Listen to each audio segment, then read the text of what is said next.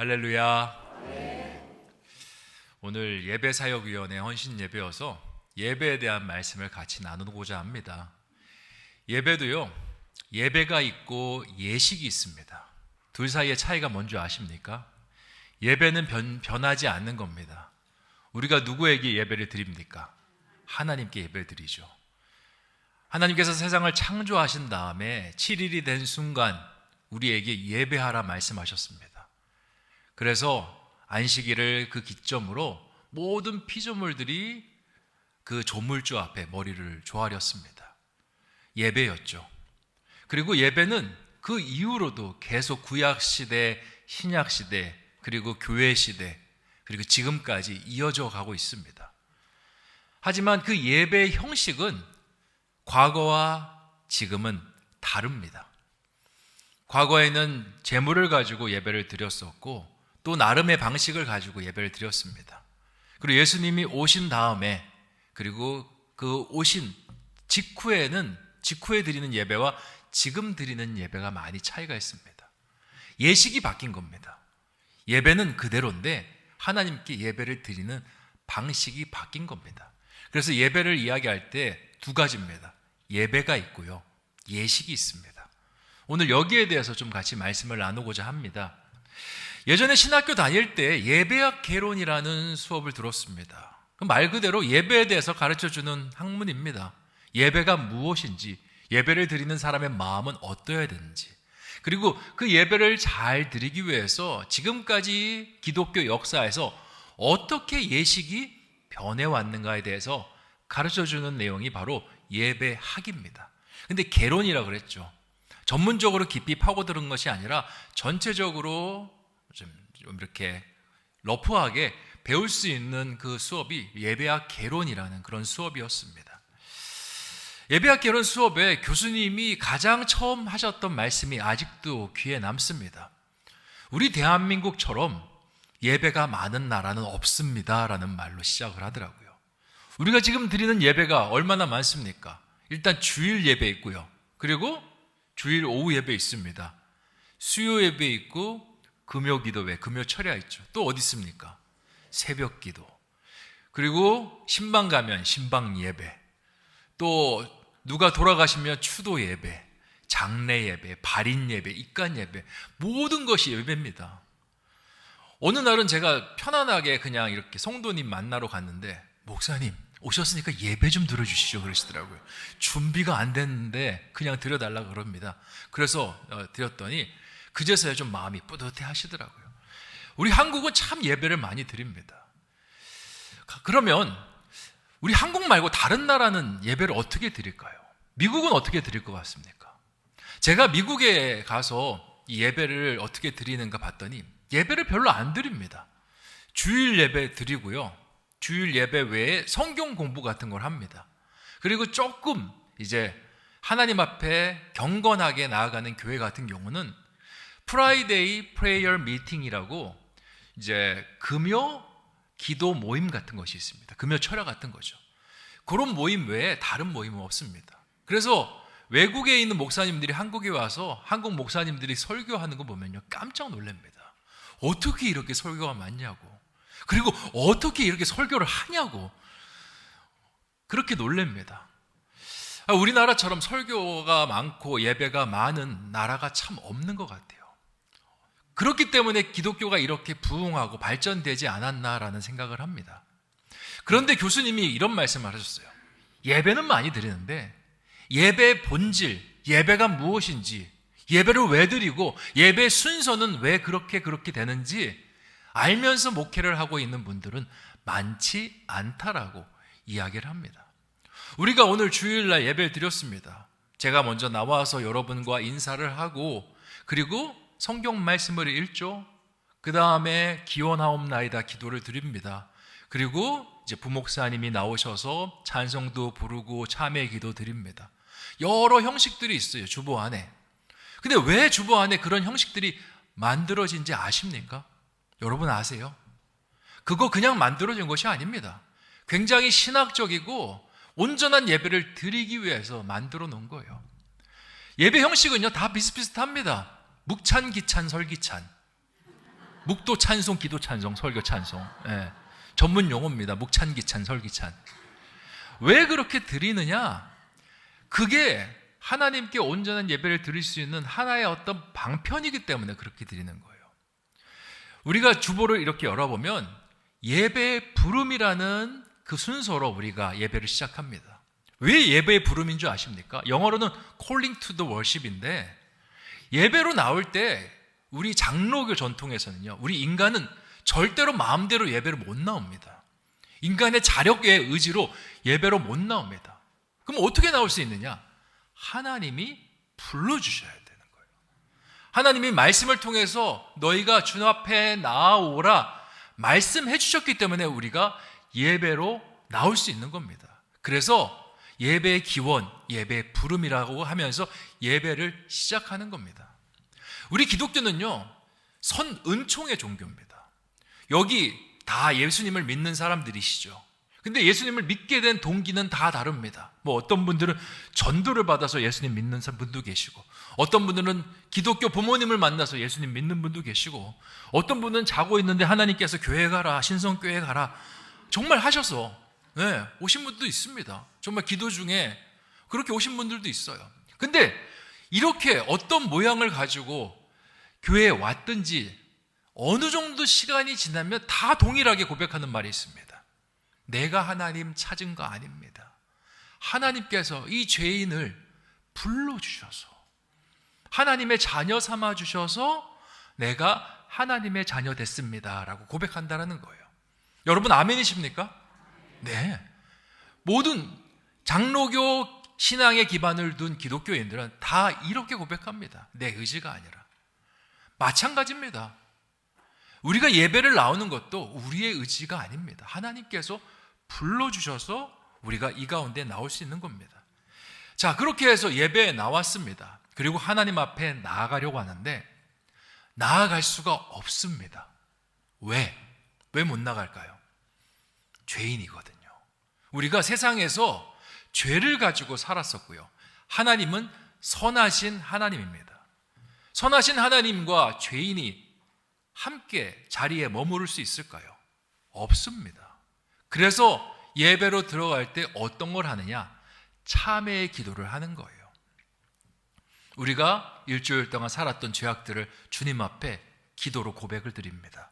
그리고 목사님이 너희 죄가 주홍 같을지라도 눈과 같이 희어질 것이요 진홍같이 붉을지라도 양털같이 되리라.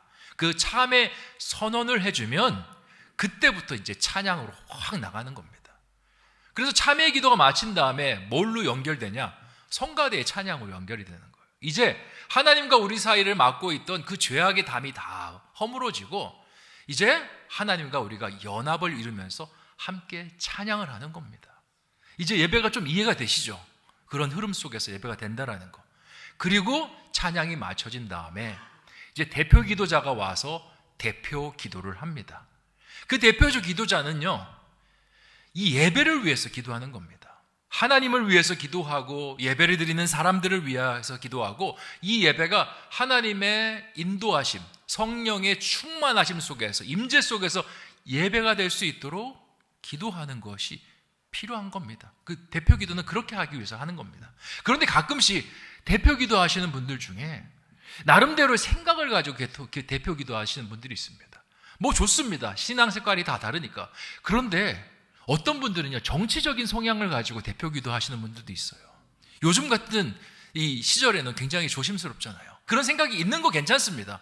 그렇게 기도하는 것도 귀해요. 그런데 그런 기도는 개인과 하나님과의 관계 속에서 풀어나가는 거고요. 대표 기도할 때는 예배를 위해서 집중해서 기도하는 겁니다. 예배 속에 은혜가 있게 해주시고, 정말 상처 입은 영혼으로 다 이 자리에 나와 있지 않습니까? 하나님, 상처 입은 영혼들을 만져주시고, 또 우리 성가대의 찬양이 은혜되게 해주시고, 또 예배를 섬기는 저 방송실 가운데, 안내위원들 가운데, 주차위원들 가운데 하나님, 그들 가운데 기쁨이 넘치게 해주시고, 목사님이 설교하실 때 그 설교 속에 하나님의 마음이 담겨 있게 하여 주시고, 그렇게 기도하는 것이 대표 기도의 온전한 모습입니다. 가끔씩 어떤 분들은 내 대표 기도할 때 이 세계 일주를 또 하시는 분들이 있습니다. 근데 좋아요. 다 좋습니다. 근데 이걸 한 다음에 시간이 조금 남으면 그 기도를 드리는 게 맞습니다. 중요한 건 그런 의미예요. 지방에 있는 어느 목사님이 처음으로 미국 여행을 가셨습니다. 생전 처음 미국 여행을 가보니 모든 것이 신기합니다. 그런데 미국 여행 다녀온 건 좋은데 갔다 온 이후부터 이 문제가 생깁니다. 목사님이 2주 정도 미국 여행을 다녀왔는데 설교 때마다 내가 미국에 있을 때 막 얘기를 하는 겁니다. 성도들이 듣기 싫어 죽겠습니다. 근데 성도들만 듣기 싫은 게 아니라 목사님들 모임에 가서 있을 때에도 계속 그 이야기를 하는 거예요. 내가 미국에 있을 때 말이야. 내가 미국에 있을 때. 그래서 그 목사님들 모임에서 이 목사님 설교시키지 말자라고 결의를 합니다. 그리고는 목사님에게 설교를 안 시킵니다. 말은 하지 않고. 근데 목사님은 내가 설교할 차례가 되는데 왜 설교를 안 시킬까? 그래서 이제 축도를 시킵니다. 그랬더니 축도를 이렇게 합니다. 지금은 내가 미국에 있을 때 함께 하셨던 그리스도의 은혜와 내가 미국에 있을 때 사랑이셨던 하나님의 사랑과 내가 미국에 있을 때 역사하셨던 성령의 교통하심이 언제나 함께 하시기를 축원하옵나이다. 이 축도를 들은 목사님들이 두 손 두 발 들었다는 겁니다. 기도는 하나님을 바라보는 겁니다. 특별히 개인 기도가 아니라 대중 기도는, 공인 기도는요, 하나님을 향해서 온전히 우리의 마음을 모아서 드리는 거예요. 그렇게 우리의 마음을 드리고 나면 이제 하나님께서 그 마음을 받으시죠. 그 다음에 뭘 하냐? 이제 말씀을 선포하는 거예요. 하나님의 종을 통해서 말씀을 선포하는 겁니다. 말씀을 듣고 말씀대로 살아가고 말씀대로 행하고 그래 말씀대로 삶이 변화될 수 있도록 그 말씀을 선포하는 겁니다. 말씀이 끝난 다음에 그 다음에 뭐로 연결되느냐? 헌금으로 연결이 돼요. 우리 교회는 말씀 전에 헌금을 하잖아요. 근데 보통 순서는 말씀 다음에 헌금을 둡니다. 왜 헌금을 거기다 두냐? 헌금을 영어로 offering이라고 하거든요. offering은 이제 제사라는 의미를 가지고 있습니다. 영어로 burnt offering은 그 번제라는 뜻을 갖고 있어요. 그러니까 불에 태우는 제사. 하나님께 오퍼링을 드린다라는 건 이제 말씀을 들었으니 내 자신을 제물로 하나님께 드린다는 의미를 가지고 있어요. 하나님, 나를 드리오니 나를 받아주시옵소서. 근데 내가 이 헌금 바구니 위에 올라가가지고 이렇게 쪼그려 앉아서 묶여 있을 수는 없잖아요. 내가 불에 탈 수는 없지 않습니까?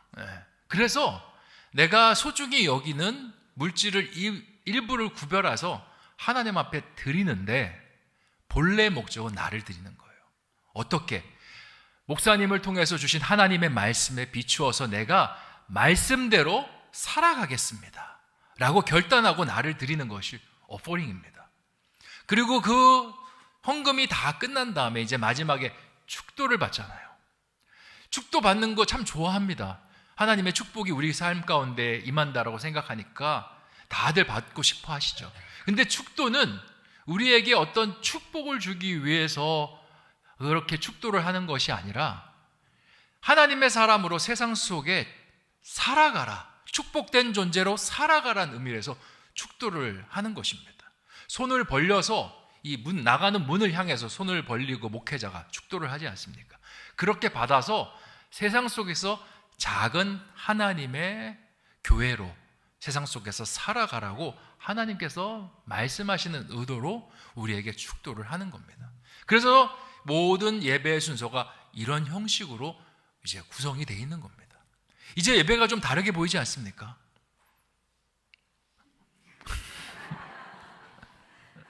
다르게 보이기를 축원드립니다. 네. 그래서 예배는 그런 형식으로 해서 하나님의 죄인이 하나님 안에 있는 선택받은 사람, 아직은 죄인이죠. 그 사람이 하나님의 사람으로, 새 사람으로 변화되어서 세상 속에 나아가는 것이 바로 예배인 거예요. 그 창세기에 보면 처음 하나님께 예배 드렸던 그 안식일의 예배가 있습니다. 아담과 그 하와가 드렸던 예배. 그것도 마찬가지입니다. 하나님의 창조가 6일 안에 다 맞춰줬어요. 근데 6일 창조로 끝나지 않았습니다. 7일이 있습니다. 하나님께서 왜 창조를 7일까지 두셨냐? 모든 동식물이 다 창조돼서 아름답게 자기가 좋아하는 대로 하하호호 살아가는 것이 창조의 완성이 아니라 7일이 돼서 모든 피조물이 하나님 앞에 머리를 조아리는 것을 하나님께서는 창조의 완성으로 보셨기 때문에 창조가 7일인 겁니다. 전에는 내가 정말 마음에 드는 대로, 내가 즐겨하는 대로, 내가 기쁜 대로 그렇게 살아가는 존재였다가 7일이 되는 순간 하나님 앞에 머리를 조아리면서 앞으로의 7일은 하나님과 함께하는, 하나님의 사람답게, 하나님의 피조물답게 살아가는 7일이 되라 하는 뜻에서 예배를 드리는 거예요. 구약의 예배도 마찬가지입니다. 제사를 드리는 이유가 뭡니까? 전에는 하나님 사람답게 살지 못했어요. 그래서 제물을 가지고 와서 제사를 드리면서 어떻게 되냐? 하나님의 사람으로 변화되기 시작하는 겁니다. 새 사람을 입는 거예요. 자, 신약으로 와서 예배 마찬가지입니다. 우리가 드리는 예배, 죄인으로 와서 예배 드리고 나서 어떻게 된다? 하나님의 사람으로 살아가는 것이 예배의 본질입니다. 그리고 그 예배의 본질이 역사에 따라서 그 예식으로 변화해 왔던 것입니다. 자, 오늘 읽은 시편 15편의 말씀을 보면요, 이거는 고대 이스라엘의 백성들의 예배학이 담겨 있는 시입니다. 시편 15편을 예배시라고 말합니다. 이 안에 옛날 사람들의 예배 전통, 신앙 고백들이 들어가 있습니다. 오늘날처럼 정교하게 만들어진 예배는 아니지만 이 예배를 통해서, 이들이 드렸던 예배를 통해서 그들의 마음가짐과 그리고 어떻게 하면 하나님께서 기뻐하시는 예배가 될 수 있는지를 우리가 엿볼 수가 있습니다. 우리 1절 말씀, 15편 1절 말씀을 다시 한번 읽어보도록 하겠습니다. 시작. 여호와여, 주의 장막에 머무를 자 누구오며 주의 성산에 사는 자 누구오니까. 아멘. 이거는 예배당에 입당할 때 이제 제사장들과 그 예배를 참여하는 사람들 간에 서로 주고받던 이야기였습니다. 여호와여, 주의 장막에 머무를 자 누구며 주의 성산에 사는 자 누굽니까? 누구를 찾는 것이 아니라 당신 주의 장막에 머무를 준비가 되었습니까? 주의 성산에 거할 준비가 되었습니까? 그런 마음의 다짐들이 있습니까? 예 하면 예배 자리로 나아가는 겁니다. 그러니까 과거의 예배도 동일하게 하나님의 사람으로 변화될 준비가 되었는가를 먼저 묻고 예배가 시작되었다는 것을 말하고 있습니다. 오늘날은 우리가 예배를 누구나 들어올 수 있습니다. 예배에 특별한 자격이 필요 없습니다. 하나님을 구주로 고백하고, 구주로 고백하지 않더라도 전도 받아서 예배에 들어올 수 있습니다. 이렇게 될 수 있었던 건 예수 그리스도께서 십자가에 달려 돌아가시면서 그 성전 휘장이 가운데가 찢어지면서 우리 가운데 들어오게 된 은혜입니다. 하지만 이 당시는 그렇지 않았습니다. 자격이 필요했습니다. 마음가짐이 필요했습니다. 그리고 결단이 필요했습니다. 그렇게 결단한 사람들만 예배에 나갈 수 있었는데, 그 예배를 드릴 때 그 결단이 행동으로 연결될 수 있도록 특히 이 제사장들은 그 사람들에게 말씀을 가르치고 그 사람들을 영적으로 인도하였습니다. 그럼 어떤 행동들이 필요하냐? 2절에 기록이 되어 있습니다. 같이 한번 읽어보겠습니다. 시작. 정직하게 행하며 공의를 실천하며 그의 마음에 진실을 말하며. 아멘. 예배로 나가는데 이 세 가지 마음이 필요하다는 거예요. 정직을 행하며 공의를 실천하며 그의 마음에 진실을 말하며. 조금 이상합니다. 우리가 예배 드린다고 하면 하나님 생각해야 되는 거 아닌가? 예배를 드린다고 하면 그 성령님 생각해야 되는 거 아닌가? 그렇게 하나님 생각하라는 말은 안 하고 왜 정직하라고 하고 공의롭게 하라고 하고 그리고 진실을 말하라고 하는가? 우리가 여기서 의문점을 가질 수 있습니다. 근데 이거는 조금 깊이 들여다보면요, 인간의 전인적인 변화와 연결이 되어 있습니다. 무슨 말이냐? 인간은 세 부분으로 구성이 되어 있어요. 지성과 의지와 감성으로 연결이 되어 있습니다. 이 정직, 공의, 진실은요, 그 지성, 감성, 의지와 연결이 되어 있어요. 그래서 하나님의 사람으로 변화되려고 할 때는 우리는 그냥 하나님 사랑합니다, 하나님 정말 필요합니다, 이런 어떤 마음가짐으로만 나가는데 구약시대는 달랐어요. 네가 정말 하나님의 사람이 되기를 원하면 네 안에 있는 새 영역이 변화가 돼야 된다라고 말씀하고 있는 거예요. 먼저 정직이라는 것은요, 우리의 지성과 연결이 되어 있습니다. 사람이 정직할까요? 정직하지 않을까요? 거짓말하지 않으면 우리가 정직하다라고 생각합니다. 그런데 아니에요. 사람은요, 자기가 보고 싶은 대로 봐요.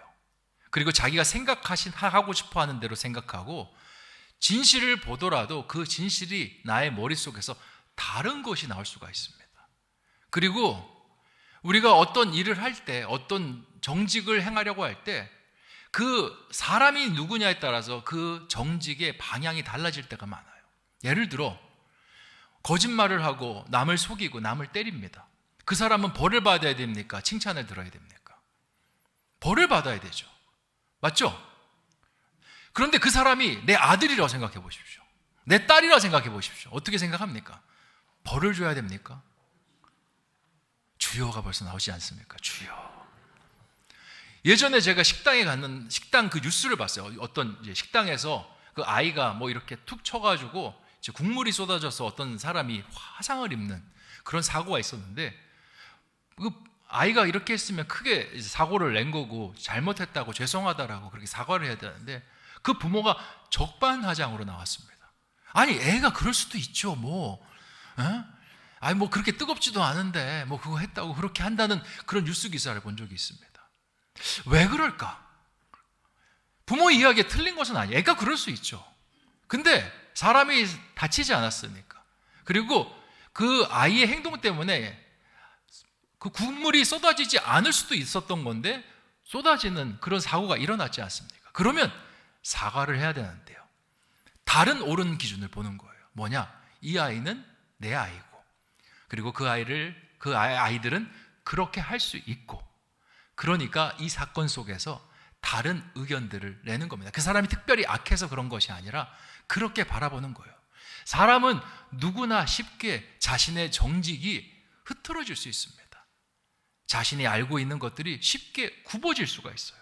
재판을 할 때도 마찬가지입니다. 하나님께서 재판관들에게 그 재판을 굽게 하지 말라고 끊임없이 이야기하죠. 이유가 뭡니까? 사람은 정직이 쉽게 구부러지기 때문에 그렇게 이야기하는 겁니다. 그리고 공의를 실천하라 말씀하십니다. 정의가 있고 공의가 있습니다. 정의는 어떤 바른 것을 이야기하고요, 공의는 공동체의 의가 되는 것을 이야기합니다. 공의를 실천하라고 말합니다. 공의가 가장 망가지는 그 대표적인 원인이 뭔지 아십니까? 의지의 결여입니다. 나 하나쯤이야. 예전에 우리나라에서 그 로타리를 우리 모든 교차로에 도입한다라는 그런 뉴스를 봤습니다. 미국은요, 로타리 잘 돼 있습니다. 그리고 뭐 서구권은 로타리 너무 잘 돼 있습니다. 로타리 기준이 어떻게 되는지 아십니까? 먼저 들어온 차가 그 로타리에서 우선권을 가져요. 그리고 늦게 들어온 차는 양보를 하고 기다렸다가 로타리로 들어가야 됩니다. 이게 신호가 없어도 이 로타리가 그 시스템이 잘 되면요, 신호등이 있는 것보다 훨씬 더 이 교통 흐름이 활발하게 잘 이루어집니다. 근데 우리나라 이걸 가져왔는데 우리나라는 망했습니다. 왜 망한 줄 아십니까? 로타리의 규칙을 안 지킵니다. 앞에 차가 들어가는데 막 머리 밀어넣기 하고요, 그러면서 사고 나고요, 사고 나니까 다른 차들 못 들어가고, 그러면서 로타리를 폐지한다고 그렇게 이야기하더라고요. 왜 로타리가 폐지되겠습니까? 다른 이유가 아닙니다. 나 하나 정도는 먼저 들어가도 되겠지, 나 하나 정도는 괜찮겠지라는 생각 속에서 로타리가 무너지는 거예요. 우리가 교통법규를 잘 지키고 싶지만 교통법규를 잘 지키지 않습니다. 왜 그러냐? 남들이 지키지 않는 모습 속에서 왠지 내가 잘 지키면 손해보는 것 같은 마음이 있어서 그래요. 그러니까 이 공의라는 것은요, 인간의 의지가 같이 부합이 돼야 잘 지켜질 수 있는 건데, 인간의 의지가 조금이라도 빠져나가고 한 사람이라도 그 의지를 결여시켜 나가면요, 금방 무너지는 것이 될 수밖에 없습니다. 신앙생활도 마찬가지요. 봉사 너도 하고 나도 하고 순번을 돌아가면서 하면 문제될 게 없습니다. 근데 같이 중직자가 됐는데 순번을 안 지키니까 어떻게 됩니까? 하던 사람이 또 하게 되고, 그리고 하던 사람도 하기 싫어지고, 점점점 봉사의 자리가 없어지고 교회가 일할 사람이 없는 그런 구조로 흘러갈 수밖에 없는 것입니다. 그래서 공의를 실천하라 말씀하십니다. 마지막으로 그의 마음에 진실을 말하며, 이거는 감정과 관련되어 있습니다. 사람이 진실을 말하고 싶죠. 사람이 본 것을 정확하게 객관적으로 설명하고 싶죠. 그런데 이 사람은요, 마음에 이 거울이 있습니다. 그 사람이 좋으면 좋게 이야기하고요, 나쁘면 나쁘게 이야기합니다. 저희 아이가 얼마 전에 이제 시험을 보고 왔는데 이렇게 이야기해요. 자신만만하게. 아빠, 오늘 시험 봤는데 나 4개밖에 안 틀렸어요. 그런 거예요. 그래서 그래? 몇 문제인데? 8문제. 그래서 우와, 4개밖에 안 틀렸다라는 그 관점은 뭘까? 4개밖에 못 맞은 거잖아. 아니요, 4개밖에 안 틀렸다고. 그렇게 이야기하더라고요. 우리가 똑같은 관점을 봐도 다릅니다. 똑같은 사실이에요. 4개. 근데 4개밖에 안 맞았어. 4개밖에 안 틀렸어. 좋게 보려고 하면 정말 4개밖에 안 틀렸어. 나쁘게 보려면 4개밖에 안 맞았어요. 물컵도 마찬가지입니다. 물컵에 물이 반이 있어요. 반이나 있네? 반밖에 없네. 안 그렇습니까? 똑같은 사물을 보고 다르게 이야기해요. 마음의 감정이 어떠냐에 따라서 결과물이 다르게 나타나는 겁니다. 목사님이 밥을 맛있게 먹습니다. 목사님, 우리 집에 와서 정말 식사를 너무 맛있게 해주셔. 목사님 너무 좋아. 할 수도 있어요. 하지만 다른 관점으로 볼 수 있습니다. 목사님 식탐 있네. 잘 먹네.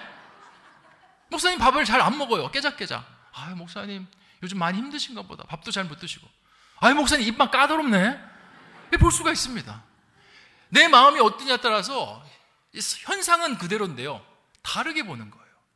그래서 하나님께서 정직, 공의, 진실은요, 우리 마음에 있는 지성, 감성, 의지를 전인격적으로 변화시키라고 말씀하는 겁니다. 그래서 3절에 이렇게 이야기합니다. 그의 혀로 남을 허물하지 아니하고 그의 이웃에게 악을 행하지 아니하며 그의 이웃을 비방하지 아니하며 라고 말하고 있습니다. 그리고 4절 5절에서도 똑같습니다. 그의 눈은 망령된 자를 멸시하며 여호와를 두려워하는 자들을 존대하며 그의 마음에 서운한 것은 해로울지라도 변하지 아니하며. 5절도 보여주세요. 이자를 받으려고 돈을 꾸어주지 아니하며 뇌물을 받고 무죄한 자를 해하지 아니하는 자이니 이런 일을 행하는 자는 영원히 흔들리지 아니하리로다.